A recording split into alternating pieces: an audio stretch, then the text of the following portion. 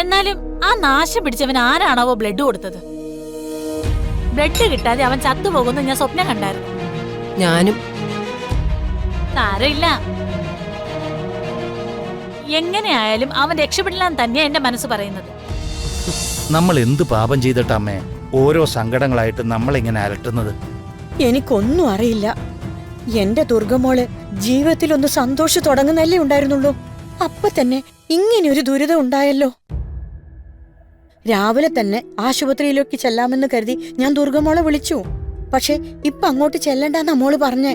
അമ്മയുടെയും എന്റെയും അവസ്ഥ അവൾക്കറിയാലോ, അതാ ചെല്ലണ്ടെന്ന് പറഞ്ഞത്. പാവം. എല്ലാവരുടെയും നന്മ മാത്രം ആഗ്രഹിക്കുന്ന എന്റെ കുഞ്ഞിനെ ഈശ്വരൻ എന്തിനാ ഇങ്ങനെ നോവിക്കുന്നത്? പാവം ദുർഗമോള്. നമ്മൾ ഇതൊക്കെ അനുഭവിക്കണമെന്ന വിധി ഉണ്ടാകും. അപ്പൊ പിന്നെ അനുഭവിക്കാതെ പറ്റില്ലല്ലോ. കിരണിന്റെ വയ്യായിക മാറിയാൽ ഉടനെ കിരണയും ദുർഗയും കൂട്ടി അമ്പലങ്ങളിലൊക്കെ പോണം. ഒരുപാട് വഴിപാടുകൾ ഞാൻ നേർന്നിട്ടുണ്ട്, അതൊക്കെ നടത്തണം. എന്ത് വേണമെങ്കിലും ചെയ്യാം. കിരണിനെ നമുക്ക് തിരിച്ചു കിട്ടിയാൽ മാത്രം മതി. അത് മാത്രല്ല ദേവാ, എടുത്തു ചാടിയുള്ള കല്യാണമായിരുന്നില്ലേ കിരണിന്റെയും ദുർഗമോളുടെയും? അവരുടെ ജാതകം നോക്കണം. അതിൽ എന്തെങ്കിലും ദോഷം ജാതകത്തിൽ ഉണ്ടെങ്കിൽ പരിഹാരം ചെയ്യണം. അല്ല, നീ മോളെ വിളിച്ചോ ദേവാ? വിവരം അറിഞ്ഞപ്പോൾ തന്നെ ഞാൻ വിളിച്ചു. അമ്മയോട് പറഞ്ഞ പോലെ തന്നെ എന്നോടും പറഞ്ഞത്. അച്ഛന് വയ്യാത്തതല്ലേ, അച്ഛൻ വരണ്ടാന്ന്. അതാ എന്റെ മോള്. സ്വന്തം വിഷമങ്ങളും വേദനകളും നമ്മളെ അറിയിക്കാതെ ഒറ്റയ്ക്ക് സഹിക്കും. അവളുടെ വിഷമം നമ്മൾ അറിഞ്ഞാൽ നമുക്ക് വേദനിക്കുമല്ലോ എന്ന് ഓർത്തിട്ടാണ് അവൾ അങ്ങനെയൊക്കെ ചെയ്യുന്നത്. അറിയാമേ, ജനിച്ച നാൾ മുതൽ ഇന്ന് വരെ എന്നെ ഒരു രീതിയിലും എന്റെ മോള് ബുദ്ധിമുട്ടിച്ചിട്ടില്ല. എല്ലാ ആഗ്രഹങ്ങളും സങ്കടങ്ങളും എന്റെ മോള് ഒറ്റയ്ക്ക് സഹിക്കും. എന്റെ അവസ്ഥ മനസ്സിലാക്കി ഒന്നും ആവശ്യപ്പെട്ടിട്ട് പോലുമില്ല. മനസ്സിൽ അത്രയ്ക്ക് നന്മയുള്ള നമ്മുടെ കുഞ്ഞിനെ എന്തിനാ ഈശ്വരൻ ഇത്രയ്ക്ക് വേദന കൊടുക്കുന്നത് മോനെ? കിരണിനോടൊപ്പം ചേർന്നതിൽ പിന്നെയാ ദുർഗമോള് മനസ്സ് തുറന്നൊന്ന് ചിരിക്കുന്നത് ഞാൻ കണ്ടത്.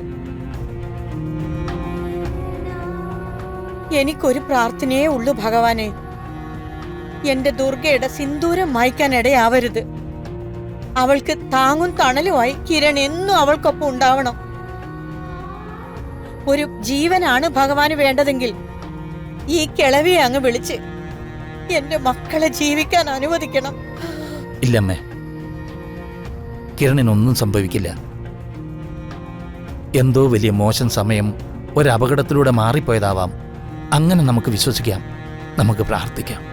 അതെ, അതല്ലേ നമ്മളെ കൊണ്ട് സാധിക്കൂ. അതുകൊണ്ട് ഇന്ന് ഉപവാസം എടുത്ത് പ്രാർത്ഥിക്കാൻ പോവാ ഞാൻ. നമ്മുടെ കിരണിനെ തിരിച്ചു കിട്ടുന്നത് വരെ ഞാൻ ഭഗവാന്റെ മുന്നിൽ കണ്ണീരോടെ പ്രാർത്ഥിക്കും. ഭക്ഷണം കഴിക്കാതെ അമ്മയ്ക്ക് കൂടെ എന്തെങ്കിലും പറ്റിയാലോ? മരുന്നും ഗുളികയൊക്കെ ഒരുപാട് കഴിക്കുന്നതല്ലേ. ഉപവാസം ഒന്നും വേണ്ട, അമ്മയുടെ പ്രാർത്ഥന മാത്രം മതി. അത് ഭഗവാൻ കേൾക്കും, എനിക്കുറപ്പാ. എനിക്ക് എന്ത് പറ്റിയാലും സാരമില്ല. നമ്മുടെ ദുർഗയ്ക്ക് വേണ്ടി ഇതെങ്കിലും ഞാൻ ചെയ്യണ്ടേ മോനെ?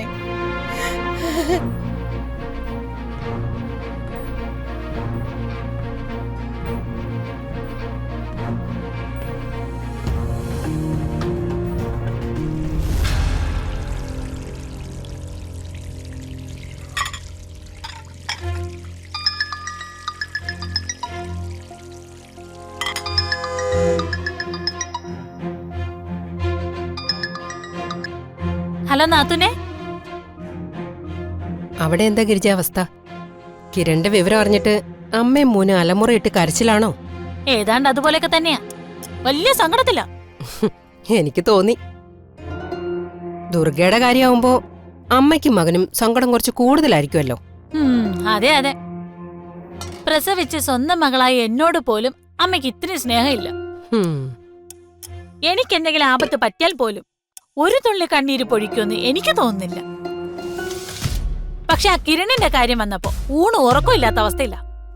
സത്യം പറയാലോ ഗിരിജ, ഈ കാര്യം അറിഞ്ഞുകൊണ്ട് ഞാൻ ഇന്നലെ രാത്രി സ്വസ്ഥമായിട്ട് കിടന്നുറങ്ങി.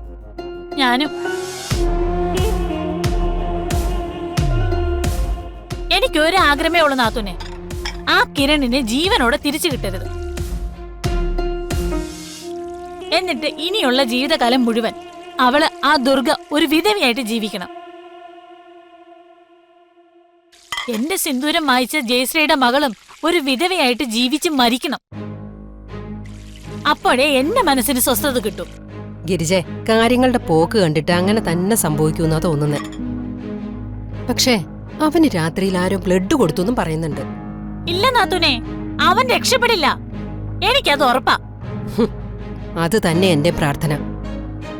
പിന്നെ ദുർഗയുടെ ഐശ്വര്യം വെച്ച് നോക്കുമ്പോ അവൾക്ക് ഭർത്താവ് വാഴുന്ന ലക്ഷണം ഒന്നുമില്ല. നാത്തൂന്റെ നാവ് പൊന്നായിരിക്കട്ടെ. ഒരു ജീവിതകാലം കൊണ്ട് ഞാൻ കുടിച്ച കണ്ണുനീരിന് അങ്ങനെയെങ്കിലും ഒരു ഫലം ഉണ്ടാവണം. സത്യം പറഞ്ഞ നിന്റെ ഈ സന്തോഷം കേൾക്കാൻ വേണ്ടി ഞാനിപ്പോ വിളിച്ചത് തന്നെ. എനിക്കറിയാം. ഇനി അഥവാ അവൻ രക്ഷപ്പെട്ട് വന്നാലും ഉടനെ തന്നെ അവനെ തേടി ഈ അവസ്ഥ വീണ്ടും വരുമെന്ന് ഉറപ്പാ. ഗിരിജെ, എന്റെ പേടി മറ്റൊന്നാ. എന്താ നാത്തൂനെ? ആ നാശം പിടിച്ചവര് ഇവിടെ നിന്ന് ഇറങ്ങൂന്ന് പറഞ്ഞിരുന്നപ്പോഴല്ലേ ഈ പ്രശ്നം ഉണ്ടായത്. ഇനി ഇതിന്റെ പേരും പറഞ്ഞ് രണ്ടും കൂടെ ഇവിടുന്ന് ഇറങ്ങാതിരിക്കുമെന്ന എന്റെ പേടി.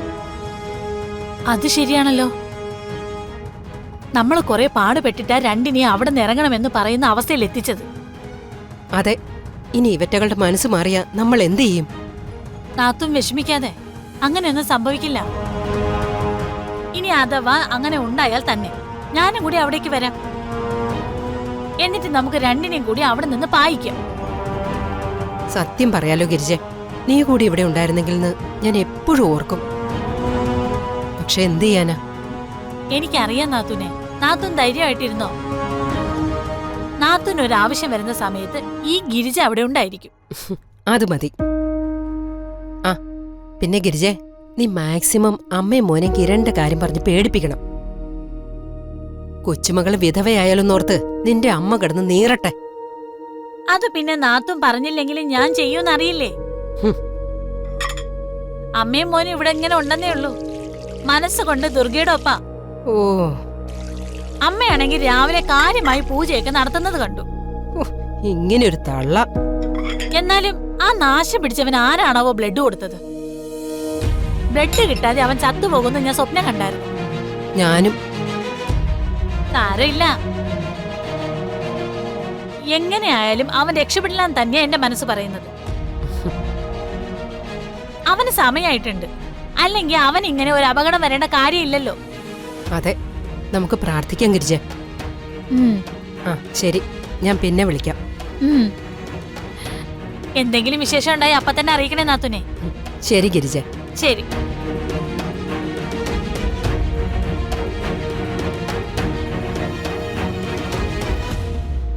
ആ നാശം പിടിച്ചവൻ ചത്തുപോണേ ഭഗവാനെ.